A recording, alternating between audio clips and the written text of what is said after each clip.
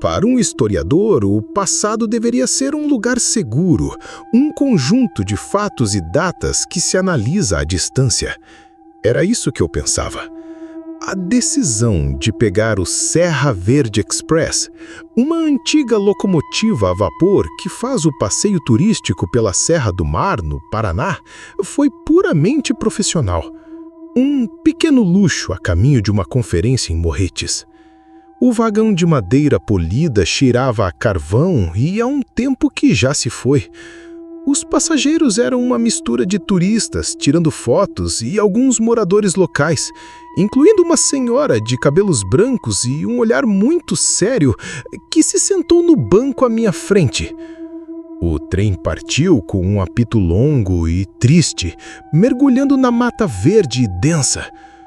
O primeiro sinal de que aquela não era uma simples viagem turística foi o percurso. Eu conhecia o mapa daquela ferrovia de cor, mas, depois de uma hora, o trem pegou um desvio, entrando em um caminho de trilhos antigos que eu sabia estar abandonado há décadas. Logo em seguida, entramos em um túnel que não estava no mapa. O vagão mergulhou na escuridão total e o som das rodas nos trilhos ecoou de forma sufocante. Quando saímos do túnel, a luz do dia havia mudado. O sol, que antes estava alto, agora pairava baixo no horizonte, tingindo o céu de um laranja doentio. E as roupas dos outros passageiros pareciam diferentes, mais simples, gastas. A senhora à minha frente agora usava um vestido humilde e um lenço na cabeça. Com um solavanco, o trem parou. Do lado de fora, não havia uma estação. Havia um acampamento de trabalho improvisado. Homens com os rostos sujos de graxa e fuligem, martelando os trilhos sob a luz de lampiões. Uma placa de madeira, pregada em um poste, tinha uma data que fez meu estômago gelar. Março de 1884. Um homem com um apito e uma prancheta entrou no nosso vagão. Seu rosto era duro, seus olhos não viam ninguém. Descarrilamento no trecho 14, ele anunciou, a voz sem qualquer emoção. Precisamos de voluntários para ajudar a mover a madeira. A carga precisa chegar em Paranaguá. Como se fosse a coisa mais normal do mundo, os outros passageiros começaram a se levantar. A senhora à minha frente se levantou. Vamos, meu filho, o dever nos chama. Mas o que está acontecendo? Isso é algum tipo de teatro? Perguntei, a voz fraca. Ela me olhou com um ar de pena. Não, querido. Isso é uma correção. É o que o trem faz. Ela saiu e eu a segui, completamente atordoado. Lá fora, o ar era frio e cheirava a suor e metal. Ajudamos a carregar toras de madeira pesadas, sentindo os músculos queimarem. Eu vi o vagão descarrilado, exatamente como nos livros de história. Em meus estudos, eu sabia que um homem havia morrido naquele acidente, esmagado por uma tora que deslizou. Nós, os passageiros do futuro, refizemos o trabalho. E desta vez, ninguém se feriu.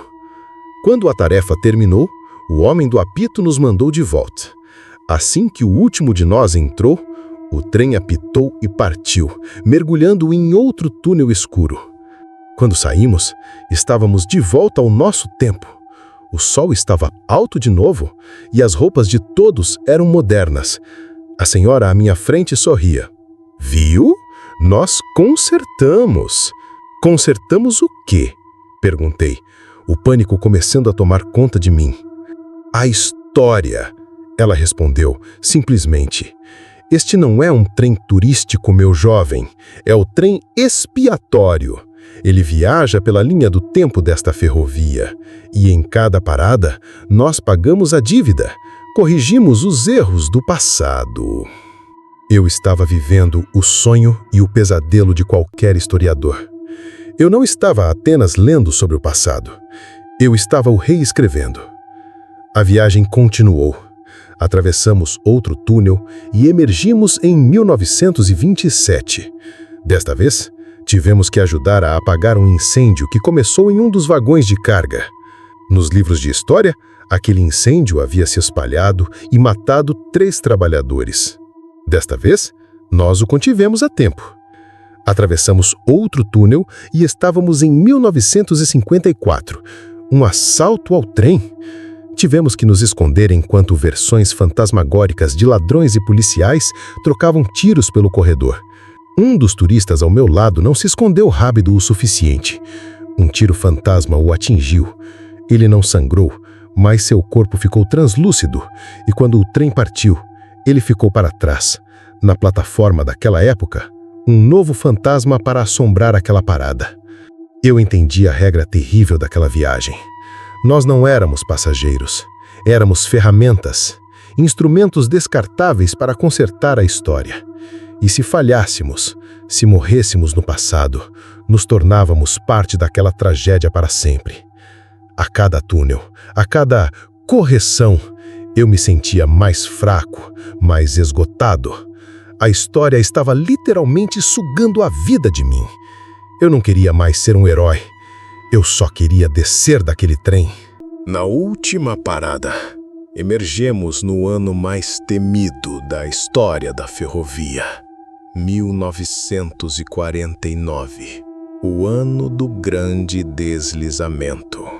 Uma chuva torrencial fez uma encosta inteira desabar sobre os trilhos, levando um trem de passageiros inteiro para o fundo de um desfiladeiro. Centenas morreram. O trem parou em meio a uma tempestade violenta. O homem do apito entrou, o rosto mais sombrio do que nunca. A encosta está cedendo. Precisamos que todos desçam e ajudem a segurar a barreira de contenção. Nós sabíamos o que aquilo significava. Era uma missão suicida. A senhora à minha frente começou a rezar baixinho. Olhei pela janela. A lama já descia pela montanha como um monstro faminto.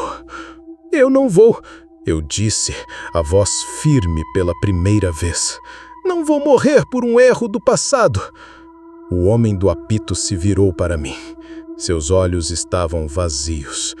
A história exige um preço, Senhor. Você pode pagá-lo com seu esforço ou com sua presença. Ele fez um sinal. Os outros passageiros, com os rostos resignados, me agarraram. Eles me arrastaram para fora, para a chuva e para a lama. Não! Me soltem! Gritei. Mas eles não eram mais pessoas. Eram avatares da história, cumprindo seu dever. Eles me levaram até a beira do desfiladeiro, onde a terra já tremia sob meus pés, e me deixaram lá. O trem apitou, um som longo e triste, e começou a se mover lentamente, nos abandonando. A última coisa que vi foi a senhora no vagão, fazendo o sinal da cruz na minha direção. Eu assisti, paralisado, enquanto a montanha inteira começava a ceder. Não havia para onde correr. Fechei os olhos, esperando o impacto, mas ele nunca veio. Quando abri os olhos, eu estava de pé, no mesmo lugar, mas a chuva havia parado. O sol brilhava. Olhei para baixo. O desfiladeiro estava lá, mas não havia sinal de um deslizamento. Os trilhos estavam intactos. Olhei para minhas mãos.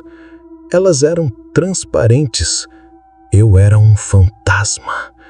A buzina do trem soou ao longe.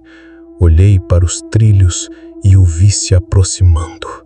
A mesma locomotiva a vapor. Dentro, eu vi rostos novos, passageiros curiosos olhando pela janela. Um deles, um jovem com um livro de história no colo, me encarou. Nossos olhos se encontraram por um segundo. Ele não podia me ver de verdade, mas eu sei que ele sentiu um arrepio, a sensação de que algo estava muito errado. O trem passou por mim, entrando em um túnel, a caminho da próxima tragédia. E eu fiquei para trás.